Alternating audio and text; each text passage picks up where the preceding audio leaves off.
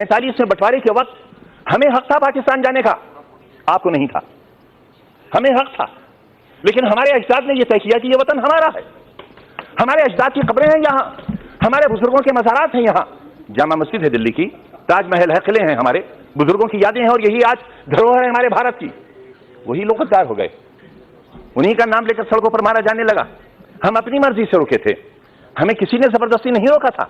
जो अपनी मर्जी से रुके उनके लिए आज ही सदन में यह कहा गया कि जो वंदे मातरम नहीं कहेगा उसे भारत में रहने का अधिकार नहीं होगा। बहस वंदे मातरम की नहीं है।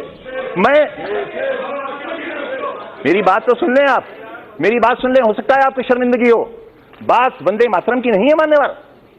अगर कानून की बात करूं तो सुप्रीम कोर्ट कहता है कि वंदे मातरम के लिए मजबूर नहीं किया जा सकता, सबसे बड़ी अदालत वो भी है। लेकिन अगर आपने इतिहास पढ़ा हो, रेशमी रुमाल तहरीक, हिंदुस्तान को आजाद कराने के लिए कितने उलमा ने फांसी के तख्ते चूमे थे, कितने लोग मारे गए थे। देश में न जाने कितनी मिट्टी की पहाड़ियां वो हैं जिनमें हमारी लाशें आज भी सड़ गई होंगी, लेकिन उनमें दफन है।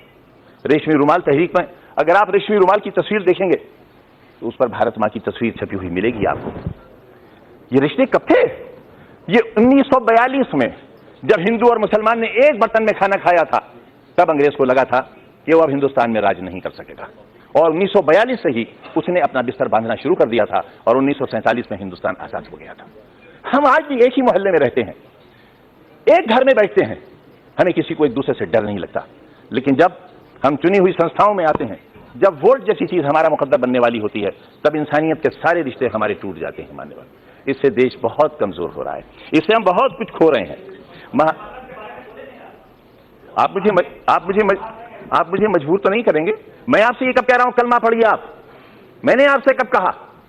मैंने आपसे कब कहा कि कुरान की आयतें पढ़ी जाएं? यहां ये लोकतंत्र का मंदिर है, ये संविधान का मंदिर है, जो चाहे कहे। अगर मैं कहूं तो आप रोक नहीं सकते, और मैं न कहूं तो आप मुझसे जबरदस्ती नहीं कर सकते। और अगर आप जबरदस्ती कर सकते हैं तो कहिए, आप कहिए कि जबरदस्ती कहना होगा।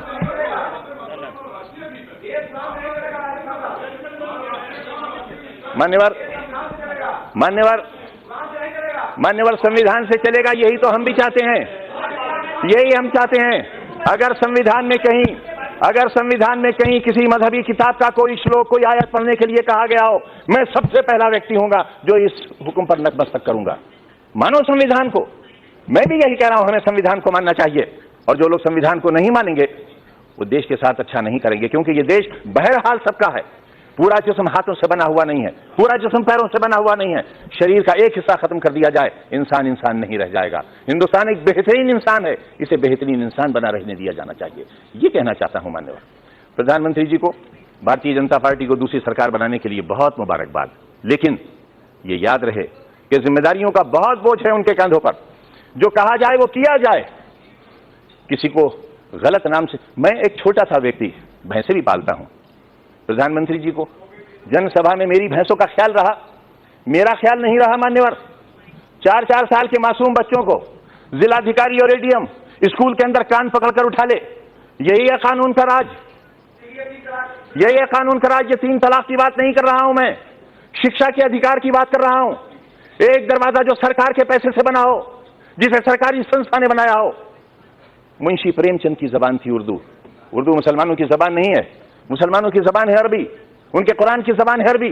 उर्दू मुसलमानों की जबान नहीं, हिंदुस्तानियों की जबान है। इनकलाब जिंदाबाद की जबान है। इस जबान के साथ तासुब। उर्दू देख गेट बना हुआ है, तोड़ दिया जाएगा। सरकार से बना हुआ, सरकार के पैसे से और सरकार की संस्था से बनाया हुआ दरवाजा गिरा दिया जाएगा मान्यवर। कैसे कानून का राज चलेगा? मासूमों को कान से पकड़कर उठा दिया जाएगा मान्यवर। कैसे आप शिक्षा देंगे? आप उत्तर प्रदेश में एक ऑर्डिनेंस लाने की तैयारी हो रही है। मुझे कोई परेशानी नहीं है उससे, क्योंकि मेरा गिरबान साफ है, मेरा दिल साफ है, मेरा दामन साफ है। लेकिन मैं जानना चाहता हूं मान्यवर, संवैधानिक बाध्यता है, हम शिक्षा देंगे, हम रोजगार देंगे।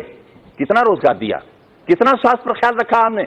बहुत आसान है ये कह देना कि इतना पैसा खर्च कर दिया गया, लेकिन ये बताना पड़ेगा सदन को, नेता सदन को ये बताना पड़ेगा। गोरखपुर में बच्चे क्यों मर गए? इलाज क्यों नहीं हो सका? मुख्यमंत्री के क्षेत्र में क्यों इतनी मौतें हो गई? बिहार में इतनी मौतें क्यों हो गई? कितनी? मान्यवर, जब तक ये ज़हनियत नहीं बदलेगी, मेरे जैसे लोगों का सर्वाइवल बड़ा नामुमकिन हो जाएगा। लेकिन मैं क्योंकि चुना हुआ व्यक्ति हूं मान्यवर, और इसलिए भी मैं बहुत अहमियत के साथ इस बात को कह रहा हूं कि एक कमीशन बिठाएं आप, लोकतंत्र के इस पर्व पर जो हुआ है, मेरे यहां 15 दिन तक बराबर एडमिनिस्ट्रेशन ने जो नंगा नाच किया है, मारा है लोगों को, बहुत एक वर्ग के लोगों को, रामपुर शहर के अंदर, स्वार के अंदर, टांडा के अंदर, दहियाल के अंदर। आप बिठाएं कमीशन, हमारा भी रोल देखें, जिला अधिकारी का रोल भी देखें। शौकिया मारा है लोगों को, दरवाजे तोड़कर घुसे हैं लोगों के अंदर। 77,000 रेड कार्ड दिए हैं पुलिस ने दरवाजे के अंदर घुसकर, और 77,000 परिवारों से यह कहा कि वोट डालने के लिए नहीं निकलोगे। जहां 77,000 परिवार वोट डालने के लिए नहीं निकलेंगे, लोकतंत्र कहां बाकी रह जाएगा? कैसे? अगर ये झूठ है मान्यवर, ये भी नोट किया जाए, कमीशन का हिस्सा माना जाए इसे। अगर 77,000 परिवारों को रेड कार्ड देकर वोट डालने से वंचित न किया गया हो, तो जो सजा ये सदन चाहे तय कर ले। मान्यवर, इसलिए मैं कह रहा हूं आपसे कि लोकतंत्र का बचना जरूरी है, और लोकतंत्र आवाजों से नहीं बचेगा।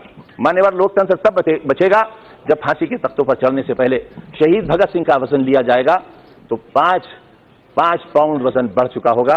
इससे साबित होता है देश की आजादी कैसे हुई थी। आपस के रिश्तों को नहीं संभालेंगे, देश खुशहाल नहीं रह सकता। मैं कहता हूं, ये पूरा शरीर हिंदुस्तान है।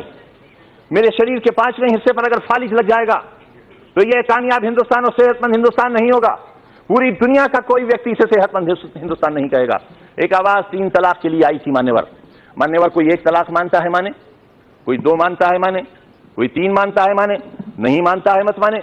मैं ये कहता हूं कि यह हमारा व्यक्तिगत मामला है।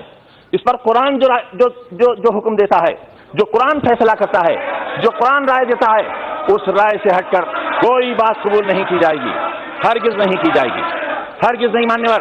और मैं एक बात और भी कह दूं, ये जो महिलाओं के बड़े हमदर्द बनते हैं, महिलाओं की बड़ी वकालत करते हैं, महिलाओं के दुख, उनके दर्द और उनकी तकलीफों के बारे में भी बताएं, सबरीमाला के बारे में बताएं। जो आखिर सबरीमाला में एक पैमाना और मुस्लिम तलाकशुदा